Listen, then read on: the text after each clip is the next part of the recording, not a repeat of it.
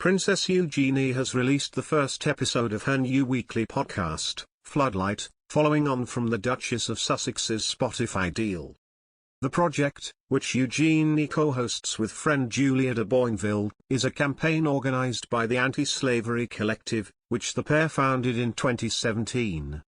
With modern slavery still not banned in 94 countries, a press release shared by the princess's team suggests that there are an estimated 40.3 million people in modern slavery worldwide. Each episode of the podcast series, which is available on streaming platforms including Spotify, will see Eugenie and Julia speak to guests including activists and slavery survivors about what listeners can do to tackle slavery. In the first episode released, April 27, the pair sat down with Caroline Howie QC, a barrister who was involved in crafting the Modern Slavery Act 2015, which assists police to regulate and prosecute modern slavery.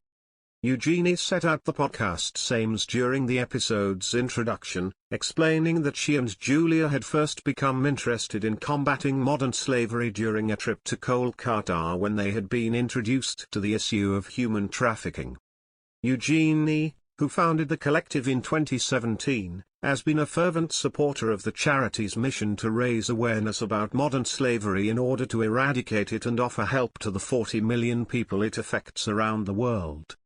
Speaking on the podcast, Eugenie recalled first learning about the extent of modern slavery during a trip to Kolkata with Julia in 2012.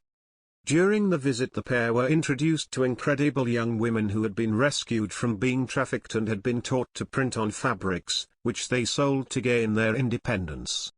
They gave themselves independence and freedom and right to sort of live again, and it meant suddenly, this is what they could do to be free, she said.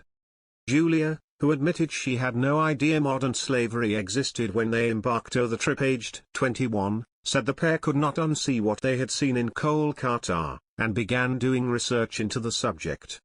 As they embarked on research in the UK, the pair were shown around a safe house for women who had escaped modern slavery, something Eugenie called so eye-opening. And, summarizing how listeners could help, Caroline described how people can consume considerately, and praised the royal and her partner for their work. What you have done is open communication and open the thought process. The only way we are ever going to stop this is through something like the Anti-Slavery Collective, opening people's eyes, educating them, she acknowledged.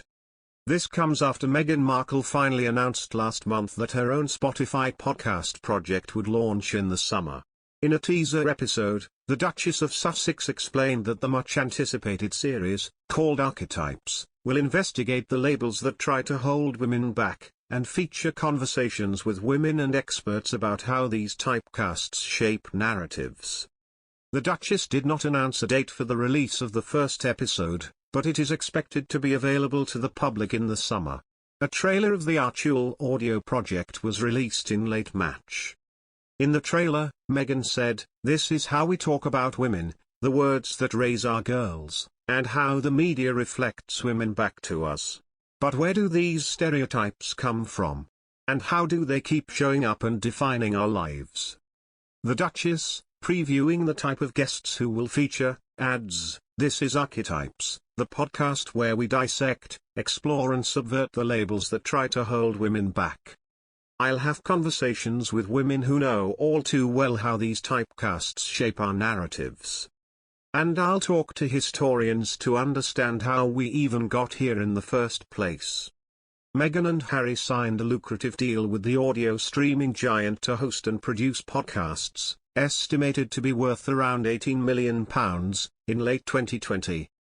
But they had only released one show so far, a holiday special featuring their son Archie and celebrity guests. During the